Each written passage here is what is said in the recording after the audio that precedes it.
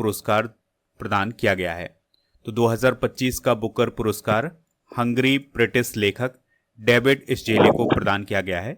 उन्हें यह पुरस्कार उनके उपन्यास फ्लैश के लिए प्रदान किया गया है। तो उपन्यास का नाम जरूर नोट करें। उपन्यास का नाम क्या है? फ्लैश। फ्लैश उपन्यास एक ऐसे व्यक्ति की कहानी है जो जीवन की अप्रत्याशित घटनाओं से भावनात्मक रूप से टूट जाता है। बुकर पुरस्कार 2025 के लिए भारत की लेखिका किरण देसाई के उपन्यास the loneliness of Sonia and Sunny को नॉमिनेट किया गया था। यानी भारत की तरफ से किसको नॉमिनेशन मिला था? किरण देसाई को। किरण देसाई इससे पहले 2006 में भी अपने उपन्यास द इनहेरिटेंस ऑफ लॉस के लिए बुकर पुरस्कार जीत चुकी हैं। 2025 का इंटरनेशनल बुकर पुरस्कार किसे मिला था? कर्नाटक की लेखिका बानू मुश्ताक को। तो बानू मुश्ताक की रचना हार्ट लैम्प के लिए उन्हें इंटरनेशनल बुकर पुरस्कार मिला था। बुकर पुरस्कार की बात करें तो 1969 में इसकी स्थापना हुई थी। द बुकर प्राइज फाउंडेशन के द्वारा यह पुरस्कार प्रदान किया जाता है। यह केवल अंग्रेजी में लिखे गए उपन्यासों को प्रदान किया जाता है। इसके लिए पात्रता क्या है? तो लेखक किसी भी देश का हो सकता है और उपन्यास अंग्रेजी में लिखा होना चाहिए और यह उपन्यास यूके यानी यूनाइटेड किंगडम या आयरलैंड में प्रकाशित होना चाहिए। इसके अंतर्गत 50,000 पाउंड की राशि यानी लगभग 52 लाख रुपए प्रदान किए जाते हैं। बुकर पुरस्कार जीतने वाले भारतीय लेखक डिस्कस करते हैं तो B.S. नायपॉल को 1971 में इन ए फ्री स्टेट के लिए मिला था। सलमान रुश्दी को 1981 में मिडनाइट चिल्ड्रन के लिए, अरुंधति राय को 1997 में the God of small things के लिए मिला था। इस प्रकार से अरुंधति राय बुकर पुरस्कार जीतने वाली पहली भारतीय नागरिक हैं। 2006 में किरण देसाई को द इनहेरिटेंस ऑफ लॉस के लिए, अरविंद अडिगा को 2008 में द वाइट टाइगर के लिए, गीतांजलि श्री को 2022 में रेत समाधि के लिए अंतर्राष्ट्रीय बुकर पुरस्कार मिला था और बानू मुश्ताक को 2025 में हार्ट लैम्प के लिए अंतर्राष्ट्रीय बुकर पुरस्कार मिला है। कुछ और इम्पोर्टेंट पुरस्कार डिस्कस करते हैं। तो अभी हम ये बात कर चुके हैं अंतर्राष्ट्रीय बुकर पुरस्कार की। पेन पिंटर पुरस्कार अगर हम बात करें तो 2025 का लीला अबू लैला को प्रदान किया गया है जो कि सूडानी स्कॉटिश लेखिका हैं। Pen translator award 2025 Geetanjali Shree को दिया गया है। बुकर पुरस्कार 2024 दिया गया था सामंथा हार्वे को। ज्ञानपीठ पुरस्कार 2024 विनोद कुमार शुक्ल को।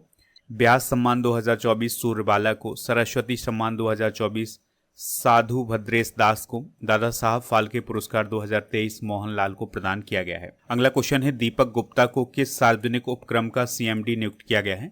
आंसर हो जाएगा गैल। तो दोस्तों दीपक गुप्ता को गैल इंडिया लिमिटेड का अगला चेयरमैन और प्रबंध निदेशक नियुक्त किया गया है। उन्होंने संदीप कुमार गुप्ता का स्थान लिया है। दीपक गुप्ता का गैल में CMD के रूप में कार्यकाल 3 साल का होगा। गैल को gas authority of India limited बोला जाता है और ये भारत की प्रमुख प्राकृतिक गैस कंपनी है और ये महारत्न कंपनी भी है। ये बात भी आप याद रखिएगा। 1984 में इसकी स्थापना होती है। नई दिल्ली में इसका हेडक्वार्टर है और इसका पहले नाम हुआ करता था भारतीय गैस प्राधिकरण लिमिटेड। कुछ इंपॉर्टेंट नियुक्तियां डिस्कस करते हैं जो हाल फिलहाल में हुई हैं। जैसे राहुल द्रविड़ जी पाराद्वीप फास्फेट्स के ब्रांड एम्बेसडर बने हैं। विश्वजीत सहाय रक्षा लेखा महानियंत्रक। राजकुमार अरोड़ा वित्तीय सलाहकार बने हैं रक्षा सेवाओं के। कार्तिक नारायण गूगल क्लाउड के मुख्य उत्पाद अधिकारी। सोनाली सेन गुप्ता RBI की कार्यकारी निदेशक। संजू सैमसन भारत के लिए EPL के brand ambassador. Prabir Ranjan CISF के DG। राजीव वर्मा दिल्ली के नए पुलिस मुख्य सचिव। मिथुन मनास BCCI के 37वें अध्यक्ष। शैलेश चंद्रा टाटा मोटर्स के MD और CEO बने हैं। नेक्स्ट क्वेश्चन डिस्कस करते हैं। मित्र शक्ति 11 2025 अभ्यास किन 2 देशों के बीच हो रहा है? तो इंडिया एंड श्रीलंका के बीच में मित्र शक्ति 11 2025 एक्सरसाइज का आयोजन किया जा रहा है और दोस्तों यह इसका 11वां संस्करण है। इस बात को आप याद रखिएगा। 10 नवंबर से 23 नवंबर तक इसका आयोजन होगा कर्नाटक के बेलगावी में स्थित विदेशी प्रशिक्षण केंद्र में। इसका उद्देश्य है आतंकवाद रोधी अभियानों में संयुक्त रणनीति और संचालन तालमेल को मजबूत करना। दोस्तों इसमें भारत की तरफ से 170 सैनिक शामिल हुए हैं जो कि राजपूत रेजिमेंट के जवान हैं। और मित्र शक्ति संयुक्त सैन्य अभ्यास का जो फर्स्ट एडिशन है पुराकोट्टे और कोलंबो है। राष्ट्रपति हैं अनुराग कुमारा दिसानायके। पीएम है हरिनी अमर सूर्या। दोस्तों अभी पिछले महीने ही हरिनी अमर सूर्या ने भारत की यात्रा की थी, इस बात को भी आप याद रखिएगा, ठीक है। करेंसी है इसकी श्रीलंकाई रुपया।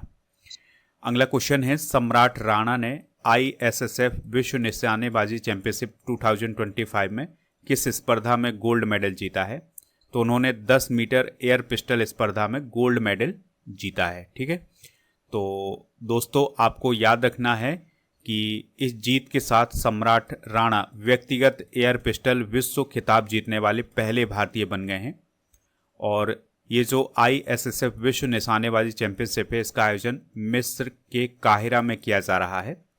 इसमें भारत के वरुण तोमर ने भी कांस्य पदक जीता है और अनीस भानवाला ने इसमें सिल्वर मेडल जीता है, ठीक है। तो गोल्ड जीता है सम्राट राणा ने, ब्रॉन्ज जीता है वरुण तोमर ने, अनीस भानवाला ने सिल्वर मेडल जीता है। स्पोर्ट्स की बात हुई है तो स्पोर्ट्स से रिलेटेड करंट अफेयर्स डिस्कस करते हैं। तो भारतीय टेनिस स्टार रोहन बोपन्ना ने संन्यास ले लिया है टेनिस से। राहुल BS भारत के 91 नंबर के शतरंज ग्रैंड मास्टर बने हैं। 2025 के एशियाई युवा खेलों में भारत ने 48 मेडल जीते हैं। अच्छा, आपको कमेंट बॉक्स में ये बताना है कि 2025 के जो एशियाई युवा खेल हैं ये किस देश में आयोजित किए गए हैं। महिला क्रिकेट विश्व कप 2025 को भारत ने जीता है साउथ अफ्रीका को हरा करके। 7 नवंबर 2025 को भारतीय हॉकी के 100 साल पूरे हो गए हैं। फिडे शतरंज विश्व कप ट्रॉफी का नाम बदल करके विश्वनाथन आनंद के नाम पर रखा गया है। पंजाब के नमितवीर सिंह बालिया ने इंटरनेशनल मास्टर का खिताब जीता है शतरंज में। नेक्स्ट क्वेश्चन डिस्कस करने से पहले बता दें कि आप स्टडी करके ऐप को इंस्टॉल कर लें, जिसका लिंक डिस्क्रिप्शन बॉक्स में दिया गया है। यहाँ पर आपको राजा गुप्ता सर का जो अर्जुन GS फाउंडेशन बैच है ये मिल जाएगा और इसके लिए कूपन कोड यूज करना है NOV 600, तो आपको इसमें छूट मिल जाएगी। अगला क्वेश्चन है रक्षा मंत्री राजनाथ सिंह जी ने किस कंपनी को मिनी रत्न का दर्जा दिया है? तो आंसर हो जाएगा हिंदुस्तान शिपयार्ड लिमिटेड को। तो HSL जो है वो अब भारत की मिनी रत्न कंपनी बन गई है। तो ये घोषणा अभी हाल ही में किसने की है? राजनाथ सिंह ने। दोस्तों आपको याद रखना है कि हिंदुस्तान शिपयार्ड लिमिटेड जो है ये विशाखापत्तनम में स्थित है और ये रक्षा मंत्रालय के अधीन काम करता है। इसकी स्थापना 1941 में हुई थी।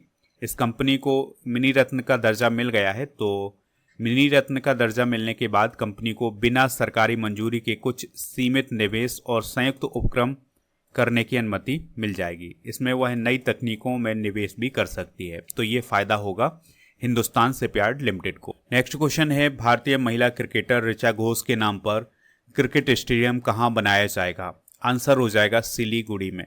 तो दोस्तों भारतीय महिला क्रिकेटर ऋचा घोष के नाम पर पश्चिम बंगाल में एक नया क्रिकेट स्टेडियम बनाया जाएगा। इसकी घोषणा पश्चिम बंगाल की CM ममता बनर्जी जी ने की है और इस स्टेडियम का नाम क्या होगा? Richa Ghosh cricket stadium. और ये दोस्तों सिलीगुड़ी के चांदमणि क्षेत्र में 27 एकड़ की जमीन पर बनेगा।